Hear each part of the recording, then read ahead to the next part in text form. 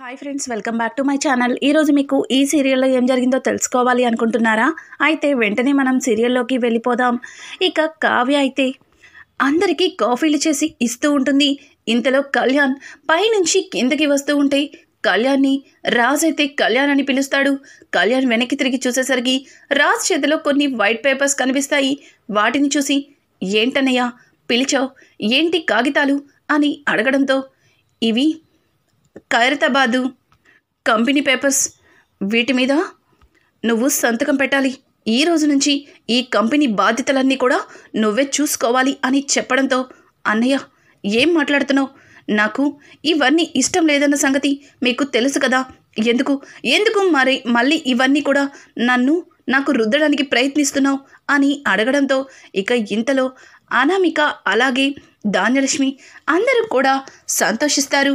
కళ్యాణ్కి ఇక ఒక కంపెనీ బాధ్యతని అప్పచెప్పడం అనేది వాళ్ళకి ఎంతో ఆనందంగా అనిపిస్తుంది.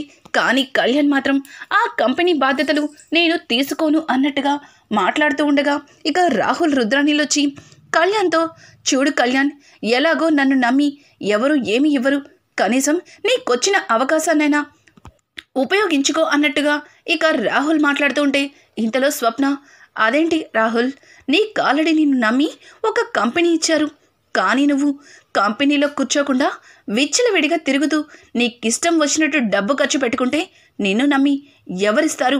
ఇచ్చిన అవకాశాన్ని నువ్వు ఉపయోగించుకోలేదు అని చెప్పి స్వప్న అంటుంది. ఇక స్వప్న మాటలకి రాహుల్ అయితే, స్వప్న ఇప్పుడు నా గురించి ఎవరు మాట్లాడట్లేదు, కళ్యాణ్ గురించి మాట్లాడుతున్నారు, మధ్యలో నువ్వెందుకు నా గురించి ఎత్తుతావు అని చెప్పి ఇక రాహుల్ అయితే స్వప్నని నోరు ముయ్యమన్నట్టుగా మాట్లాడతాడు. కానీ స్వప్న, నువ్వే కదా నాకు ఎలాగూ ఛాన్స్ లేదు, నీకుంది అని మాట్లాడావు, అందుకే అంటున్నాను. అయినా కళ్యాణ్కి ఇష్టం లేనప్పుడు ఎందుకు కళ్యాణ్ని ఫోర్స్ చేస్తున్నారు అని చెప్పి ఇక స్వప్న అయితే అందరితో చెబుతూ ఉంటుంది. కావ్య, అక్క కాసేపు నువ్వు సైలెంట్గా ఉండు, నీకేం తెలీదు అని చెప్పి, చూడు కవిగారు, మీరు కవితలు వద్దు అని ఎవ్వరం చెప్పట్లేదు, మీకు ఇష్టమైన కవితల్ని ఎప్పటికీ కూడా మీరు విడవద్దు, కానీ నీ భార్య కోసం, నీ భార్య ఆనందం కోసం నువ్వు ఈ పనిని చెయ్యవలసిందే, ముందు ఆ అగ్రిమెంట్ పేపర్స్ తీసుకో అని చెప్పడంతో అన్నయ్య ప్లీజ్ అన్నయ్య, నాకెందుకో నా మనసు అంగీకరించట్లేదు, నాకు ఇష్టం లేని పనిని నేను చెయ్యలేను అన్నయ్య, నాకు చేత కాదు అని అంటూ ఉంటే, చూడండి కవిగారు, ఎవరికి కూడా ముందు నుంచి అన్నీ రావు, చేస్తూ ఉంటే అదే వస్తుంది, ముందు ఆ కంపెనీ బాధ్యతల్ని తీసుకోండి, నేను చెప్తున్నాను కదా మీరు చెయ్యగలరు అని చెప్పి ఇక కావ్య ఆ అగ్రిమెంట్ పేపర్స్ని కళ్యాణ్ చేతిలో పెడుతుంది. కానీ కళ్యాణ్ వద్దుదినా, ప్లీజ్ వదినా అని చెప్పి ఇక కళ్యాణ్ ఒక అడుగు వెనక్కి వేస్తాడు. అది చూసిన అనామిక అయితే, బాగుంది, చాలా బాగుంది, భార్యాభర్తలిద్దరూ కలిసి ఏదో అందరి ముందు కళ్యాణ్కి బాధ్యతలు అప్పచెప్తున్నట్టు చాలా నటిస్తున్నారు, కానీ నాకు దొరికిన నా పిచ్చి భర్త మాత్రం వీళ్ళని ఎప్పటికీ అర్థం చేసుకోడు. ఏంటి కళ్యాణ్, అగ్రిమెంట్ పేపర్స్ చేతిలో పెడుతుంటే వద్దు అంటున్నావు, పైగా నాకు చేత కాదు అంటున్నావు, వాటిని తీసుకుంటావా తీసుకోవా అని చెప్పి అనామిక మాట్లాడుతుంది. అనామిక మాటలకి, అనామిక వాళ్ళు కళ్యాణ్ కోసమే ఆలోచించి చేస్తున్నారు, కానీ నువ్వు చేస్తున్న వాళ్ళ మీదే నిందలు వేస్తున్నావు, నీ పద్ధతేమీ బాగోలేదు, నీకు రాత్రి ఇచ్చిన డోసు సరిపోలేదా అని చెప్పి స్వప్న మాట్లాడుతూ ఉంటే స్వప్న మాటలకి ఇక అనామిక అయితే, ఏంటి రాత్రి నుంచి చూస్తున్నాను, నీ ఇష్టం వచ్చినట్లు మాట్లాడుతున్నావు, మీ చెల్లేమో కవితల్ని వదలద్దు అని చెప్తుంది, ఇక్కడ బావగారేమో నువ్వు ఆఫీస్ చూసుకోవాలి అని చెప్తున్నారు, అంటే ఒకరు అవునని ఒకరు కాదని ఇద్దరు కలిసి చాలా బాగా ప్లాన్ చేశారు అని అంటూ ఉంటే ఇక కళ్యాణ్ అయితే, ఛీ, నీకెన్నిసార్లు చెప్పినా సరే ఇంకా బుద్ధి రావట్లేదా, నీ మాటలకి నీ చేష్టలకి నీ మీద నాకు ప్రేమ పోయి అసహ్యం వస్తుంది, ఎందుకు అనామిక ఇంతలా దిగజారిపోతున్నావు, ఇప్పుడు నేను ఆ ఆఫీస్ని చూసుకోవాలి అంతే కదా, అలా చేస్తే నీకు నచ్చుతుంది కదా, ఇవ్వన్నయ్య ఇవ్వు, ఇప్పుడే వాటి మీద సంతకాలు పెడతాను అని చెప్పి ఇక కళ్యాణ్ అయితే ఆ అగ్రిమెంట్ పేపర్స్ మీద సంతకాలు అయితే పెడతాడు. ఈ రోజు నుంచి ఖైరతాబాద్ ఆఫీస్కి నేనే ఎండీని, ఆ ఆఫీస్ బాధ్యతలన్నీ నావే, ఇప్పుడు నీకు సంతోషమేనా అని చెప్పి ఇక కళ్యాణ్ అయితే అనామికతో అంటాడు. అనామిక చాలా సంతోషంగా అవును, ఇప్పుడు నాకు సంతోషంగా ఉంది అని చెప్పి అనామిక తెగ సంబరపడిపోతుంది. అలాగే ధాన్యలక్ష్మి కూడా చాలా సంతోషిస్తుంది. ఇక కావ్య రాజ్ వైపు చూస్తూ చిన్నగా స్మైల్ ఇస్తుంది. ఇంతలో కుటుంబం మొత్తం కూడా కళ్యాణ్కి కంగ్రాట్స్ చెప్తారు. ఇక కళ్యాణ్కి అనామిక అయితే ఆఫీస్కి వెళ్ళడానికి అన్నీ సిద్ధం చేస్తుంది. కానీ కళ్యాణ్ తను పెట్టినవేవి కూడా తీసుకోకుండా తనకి నచ్చిన విధంగా రెడీ అయ్యి ఆఫీస్కి అయితే బయలుదేరుతుంటాడు. ఇక ఇక్కడ చూస్తే రాజ్ హాల్లో కూర్చుని పేపర్ చదువుకుంటూ ఉండగా ఇక కావ్య అయితే కాఫీ తీసుకొచ్చి రాజ్కి ఇస్తుంది. రాజ్ కాఫీ తాగుతూ వావ్ సూపర్ అమోఘం అని చెప్పి రాజ్ అంటూ ఉంటే ఇంతలో కావ్య వాళ్ళ బావ అక్కడికి వచ్చి బుజ్జి నీ చేతి కాఫీ తాగితే స్వర్గం కనిపిస్తుంది బుజ్జి, అర్జెంటుగా కాఫీ పట్టుకురా అని చెప్పడంతో ఇక కావ్య వాళ్ళ బావకి కూడా ఒక కాఫీని తీసుకొచ్చి ఇస్తుంది. ఏయ్ నాకేమో చల్లారిపోయిన కాఫీ ఇచ్చి వాడికేమో వేడివేడి కాఫీ ఇస్తావా అని అనడంతో ఏవండి మీకు ఇచ్చి చాలాసేపు అయింది, మీరు అప్పటి నుంచి తాగుతూనే ఉన్నారు, ఇప్పుడు చల్లారిపోయిందంటావారేంటి, వేడిగా తీసుకురమ్మంటారా, ఇవ్వండి అని చెప్పి ఇక కావ్య రాజ్ చేతిలోని కప్పుని తీసుకెళ్ళి మళ్ళీ వేడిగా కాఫీని తీసుకొచ్చి ఇస్తుంది. ఇక కావ్య ఏవండి నేను మా పుట్టింటికి వెళ్దాం అనుకుంటున్నాను అని చెప్పడంతో ఒక్కసారిగా రాజైతే ఆశ్చర్యంగా కావ్య వైపు చూస్తాడు. ఏంటండి నేను వెళ్ళడం మీకు ఇష్టం లేదా, మా అమ్మ నన్ను వారం రోజులు వచ్చి ఉండమంటుందండి, మళ్ళీ బాధపడుతుందేమో అని అనడంతో ఏయ్ పెద్దవాళ్ళని ఎప్పుడు కూడా బాధ పెట్టకూడదు, వారం రోజులు కాకపోతే 10 రోజులుండు, 10 రోజులు కాడా తక్కువ అనిపిస్తే నెల రోజులు ఉండు, అవసరమైతే శాంతం అక్కడే ఉండిపో, నాకేమీ ఇబ్బంది లేదు, హ్యాపీగా ఉంటాను అని చెప్పి ఇక రాజ్ మాట్లాడుతూ ఉంటే ఓ అయితే నేను నా పుట్టింటికి వెళ్ళిపోతే మీకు ఏ బాధ లేదనమాట, మీరు సంతోషంగా ఉంటారనమాట అని కావ్య అంటుంటే అదే కదా చెప్తుంది, నీకింకా అర్థం కాలేదా, నువ్వు నీ పుట్టింటికి వెళ్ళిపోతే హ్యాపీగా ఉంటాను, ఇక నా గురించటవా, నన్ను చూసుకునే వాళ్ళు చాలామంది ఉన్నారు అని చెప్పి రాజ్ మాట్లాడుతుంటే ఇంతలో కావ్య వాళ్ళ బావ అక్కడికి వచ్చి సరే బుజ్జి వెంటనే వెళ్ళి నేను ఇప్పుడే నా లగేజీ సర్దేసుకుంటాను అని అనడంతో రాజ్ ఒక్కసారిగా ఉలిక్కిపడి ఏంటి నువ్వు లగేజీ సర్దుకుంటావా, నువ్వెక్కడికి వెళ్తున్నావు అని రాజ్ అయితే కావ్య బావని అడగడంతో అదేంటనయ్య బుజ్జి తన పుట్టింటికి వెళ్తుంది, మరి ఇక్కడుండి నేనేం చేస్తాను, బుజ్జి వెనకే నేను కూడా అని చెప్పి ఇక కావ్య బావ రాజ్తో అంటాడు. రాజ్ అయితే ఏంటి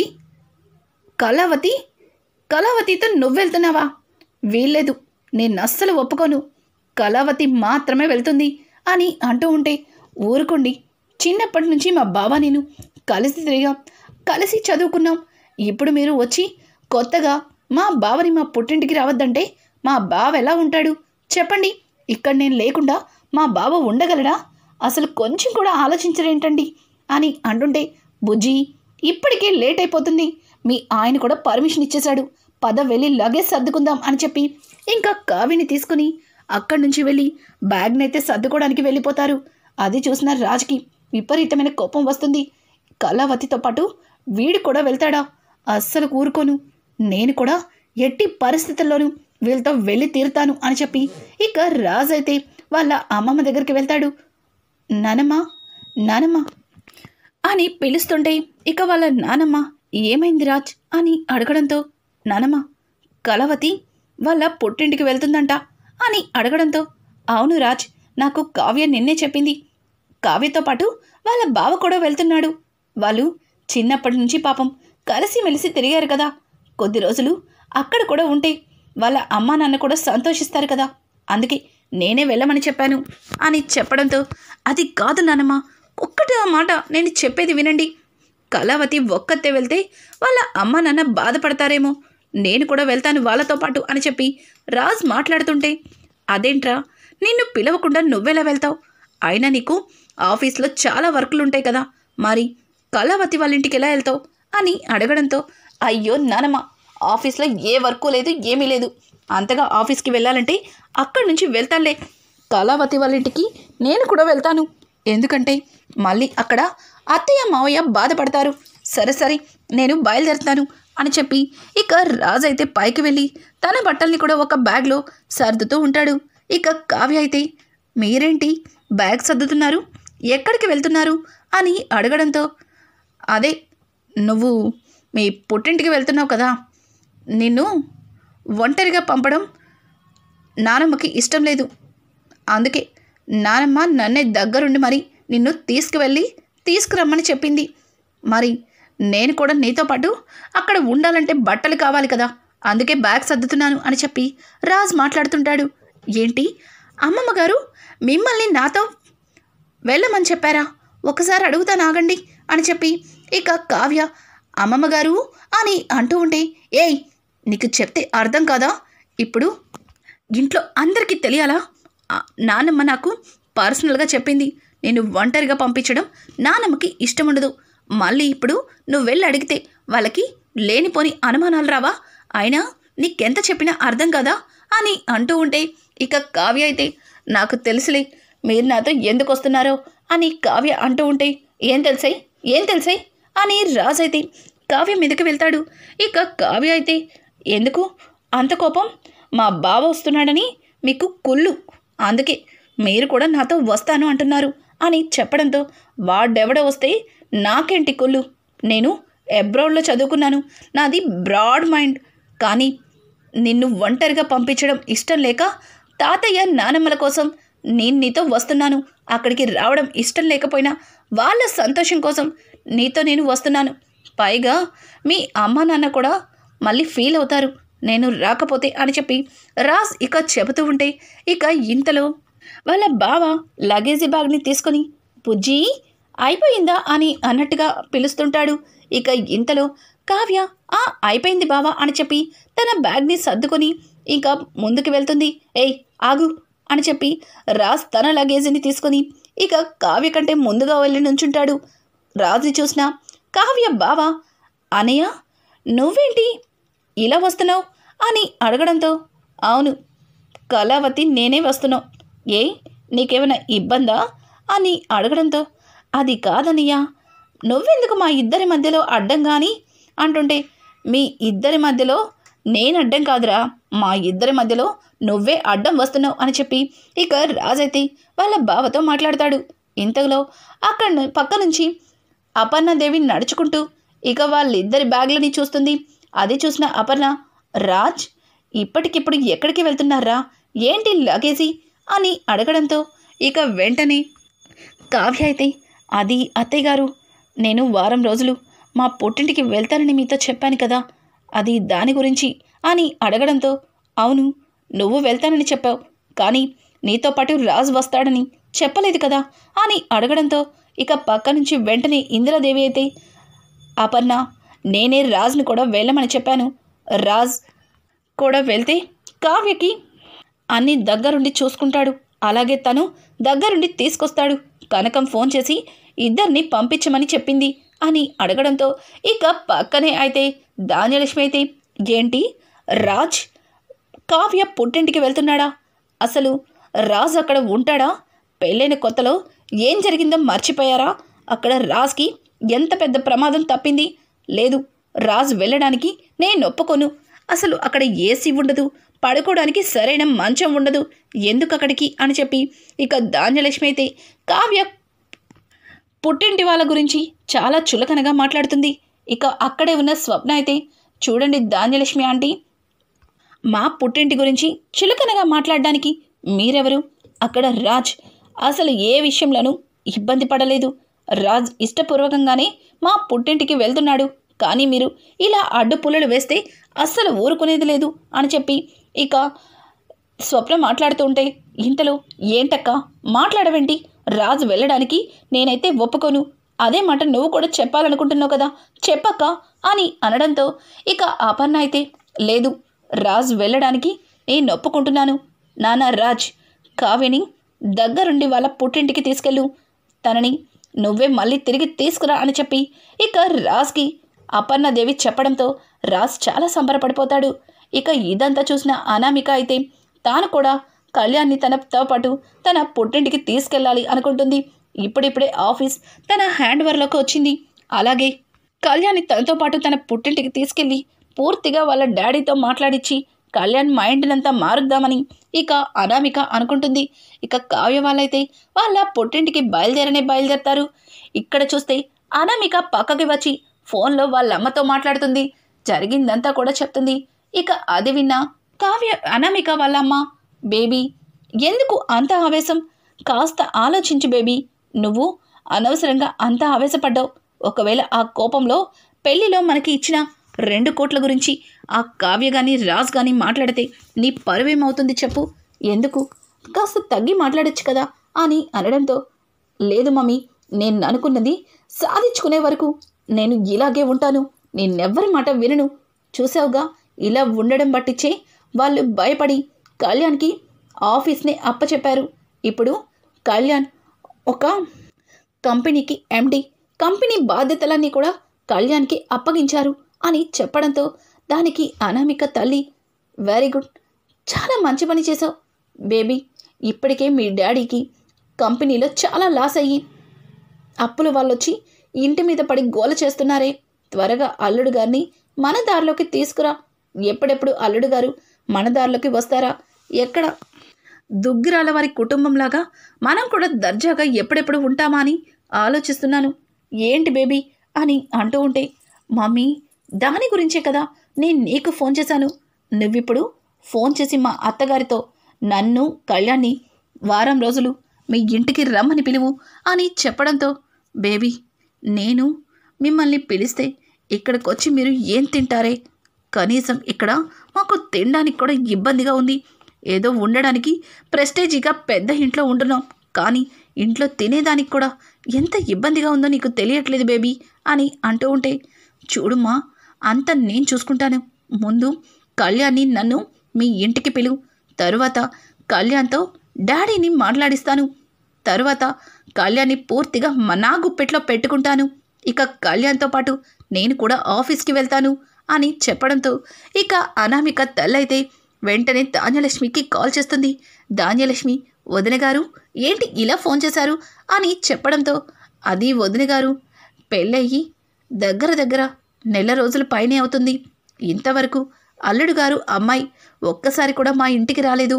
అల్లుడు గారిని కూడా మా ఇంటికి పిలిచి మేం చేయవలసిన మర్యాదలు కూడా చేయాలి కదా అని చెప్పి ఇక అనామిక తల్లి ధాన్యలక్ష్మితో చెప్పడంతో వెంటనే ధాన్యలక్ష్మి హాల్లో అందరి మధ్యలో, అదేంటి మీ ఇంటికి రాకపోవడం ఏంటి?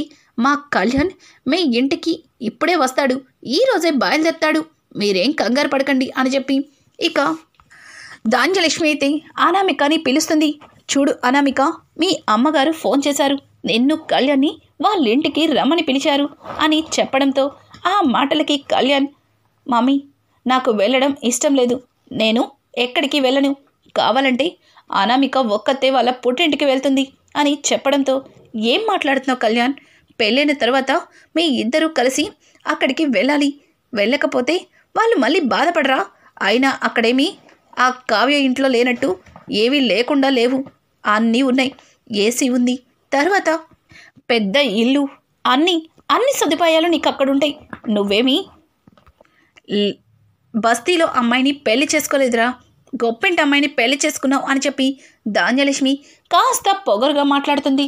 ఆ మాటలు తట్టుకోలేక అపర్ణ అయితే ఇక కుటుంబం మొత్తానికి కూడా ఒక ఊహించని షాకే ఇస్తుంది.